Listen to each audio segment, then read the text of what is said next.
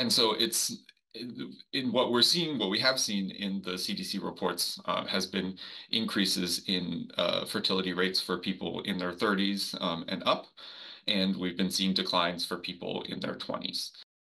The the big question that's kind of hanging over all of these numbers that we've seen is the extent to which people who didn't have kids in their teens and 20s then are going to have kids later in their 30s. I think I mean, the thing that people like to focus on is population decline, and that's just like not a thing with this, at least like it won't be for a really long time. The level of fertility that we're seeing is not super low. It's very similar to European countries. This is not like something to be alarmed about at all. Especially in the US's high levels of immigration, we're not, there's no population decline that's going to happen because of this. What I think is a real issue is when we're starting to see differences between the number of births that people say they want and the number that they end up having.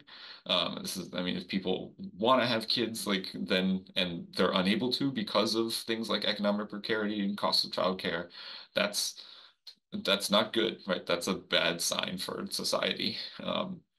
And so I think focusing in on kind of what individual people, the decisions that they're able to make, kind of have the autonomy to make. The what we have seen, so for example, the Dobbs decision, um, there's some work showing that it increased fertility rates in the places where in the states that instituted abortion restrictions after they were allowed to.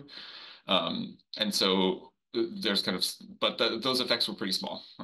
It's not a huge number of people. I mean, at the same time, we're seeing actually increased numbers of abortions. So it's not as if there's kind of a watershed in changes in fertility.